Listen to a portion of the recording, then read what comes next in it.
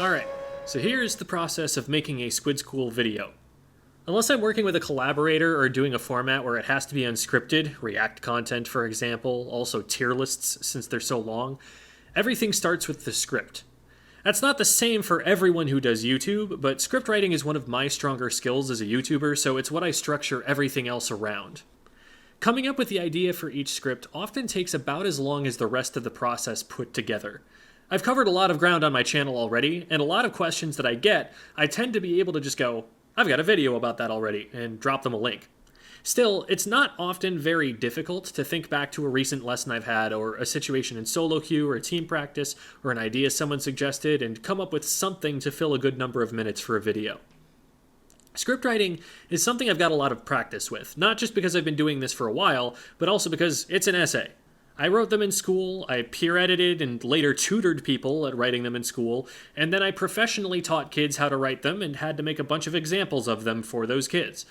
I'm really well practiced at writing, and I can usually structure a paragraph pretty intuitively without having to think too much about it. I'm also pretty good at editing the script as I go, catching typos or misinformation and undoing it on the spot.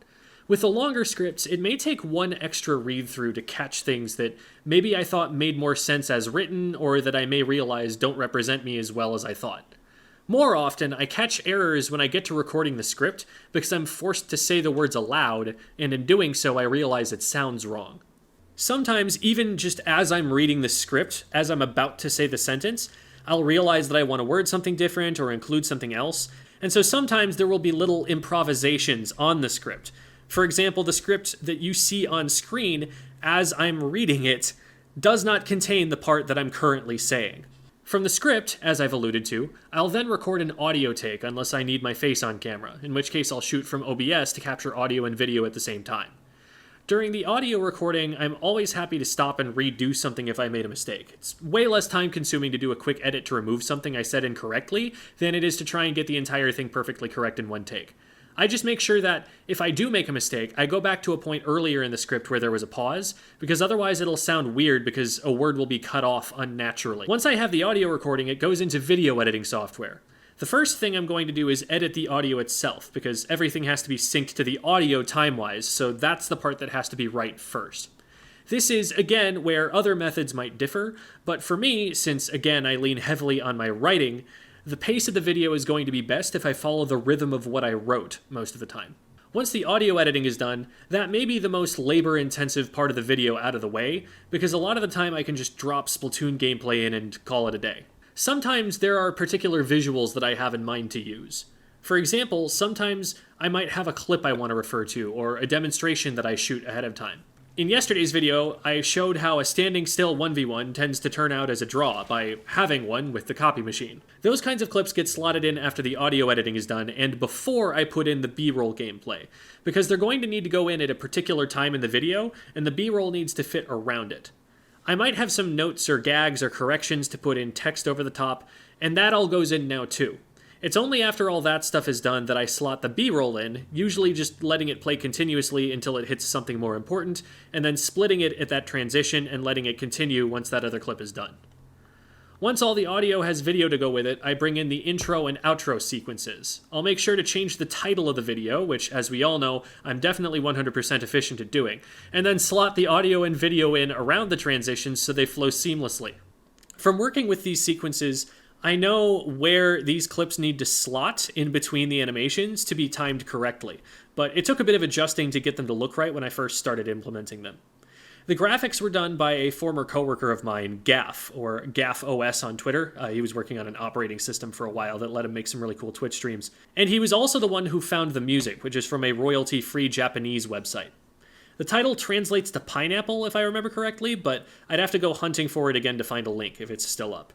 The credits sequence has the names of YouTube members, Patreon supporters, and I guess now I'll need to add Twitch subscribers to that too. Probably won't get to that for tonight's video since it's already pretty late and will take some setting up, but in any case, I periodically check Patreon and YouTube to make sure those names are up to date, or at least that I'm not missing any new ones, so the credits aren't missing someone whose name should be there. With those two pieces stuck on the ends, the video is done. I might watch through it one more time to make sure I didn't miss anything, but once I'm happy with it, I export it to get a rendered file. That process usually takes around 10 minutes for my computer. It can be a lot longer depending on how powerful your computer is, but that's what it is for mine. And that gives me just about the perfect amount of time to make a thumbnail. I use a website called Photopea, which is a free browser-based Photoshop alternative. I start with a template, which just gives me an otherwise empty file with the right dimensions in the background I always use. Even though there's a full screen image blocking it out, I always just start with this, and it can be covered up if it needs to be. I have a particular font that I use, which isn't in Photopea, so I'm going to copy and paste that text into the window, and then upload the Squid School logo and position it wherever it fits well, usually the lower left-hand corner. It's important to avoid putting anything in the lower right, because on YouTube, there will be a little box showing how long the video is down there, so it'll cover up any details that you try to put in the thumbnail there. Thumbnail making is an art in and of itself, and I'm sure you'll find more knowledgeable commentators on that process on YouTube and elsewhere online. Once that's done, I export an image file, and hopefully by then the video is done rendering and I can start uploading it to YouTube. YouTube has you put in the title, which I'll often workshop only once I get to this phase in the video. I'll have already had a file name, of course, but a lot of the time it's just shorthand that only has to be good enough for me to remember which video it is when I'm looking at it in my file explorer. I'll also already have a title card, but it's not even the worst thing for that to be different than the title of the video that you clicked on, because then the viewer gets even more information about what they're about to see prior to seeing it. But with the title, I need to construct something that will actually represent the video on someone's phone or computer screen before they click on it. It's an important step because, in spite of how much effort went into the video itself, people are going to see it first through just title, thumbnail, and how long the video is. A lot of effort needs to go to making sure the title gets its point across in very few words, and that anything that might be unclear from the title is explained clearly in the thumbnail and vice versa. With that figured out, I always try to add some hashtags because apparently those do something. They do at least show up above the title here, which is kind of nifty.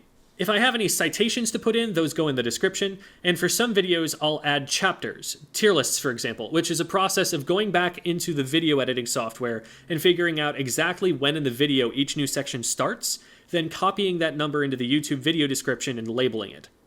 The next steps are settings for monetization on the video, deciding if you do or don't want ads to play, and whether there's anything advertisers would want to know about the video that would change whether they'd want to advertise on it or not.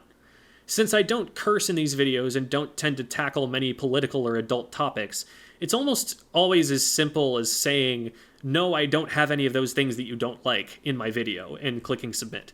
This next step has a lot of features that can be useful. If you have translated subtitles you want to add, for example, this is the step where you'd put them in. And if you refer to another video, you can get it to pop up in the upper corner of the screen at a particular timestamp to make it easy for viewers to click straight to it and see what you're referring to. A lot of people seem to not notice that feature these days, but I like doing it when I mention it all the same, even if I need to also put that thing in the description to make sure it has the best chance of being seen. The parts that I do almost always add at this step are end screen elements, giving someone an easy click either to my main channel or to another video of mine that YouTube's algorithm decides to recommend to them. A lot of YouTube traffic comes from someone just clicking onto another video right after the last one ends, or even just letting autoplay take the wheel, so facilitating that process is a good idea. My internet connection is fast enough that by the time I'm done with all these steps, it's usually done with the copyright checks, so at that point I can usually just click ahead and get to the final step, which is scheduling. Terrifying as it is, I'm actually usually still asleep at the time that my videos go live. I schedule them at a particular time every day to try and coincide with when most of my viewers are active, which seems to be something the algorithm likes. I don't know, maybe it's relying on a video being there at the same time every day to line up with someone's viewing habits, but who knows. Not even the people who wrote the algorithm know, really. Then in the morning, I'll usually check in just to see roughly how well the video did, which is something that does shape a lot of future video topics. If something performed unusually well or underperformed, I'll reflect, having now slept on the video, on what might have been different about the video that caused it to be an outlier, and I'll go into future videos with that information in mind. You'll hear people in comments and stream chats all the time making recommendations for content based on what they're interested in seeing, but it's really this data that tells me whether the video was successful or not, and you'd be surprised how rarely those comments and chat messages actually line up with the reality of the video's success. A lot of the time, those are vocal minorities. Now, granted, sometimes it seems more like the algorithm just didn't show the video to as many people, and that's something I can check too. YouTube Analytics will show you how many impressions the video got, that is, how many times YouTube tried to show it to someone. Without impressions, no one will know the video exists without having remembered your upload schedule and specifically going to your channel to try and look for it, which, let's be real, no one is ever going to do unless they've already seen the video once before. So, something that can sometimes undermine your success is if it just didn't get shown to as many people. Sometimes I'll look at an underperforming video, see a higher click-through rate, that is, the rate at which people who were shown the video actually clicked on it. And if the impressions are unusually low, but the click-through rate is still pretty good, I may weigh that less against the video and more against the whims of our machine learning overlords. Even so, it usually bases its decision to recommend or not based on the first round of impressions it gave the video and how people responded to them. So it's rare that you have a discrepancy between the quality of the video in terms of its likelihood to be successful on the platform and the number of impressions it gets.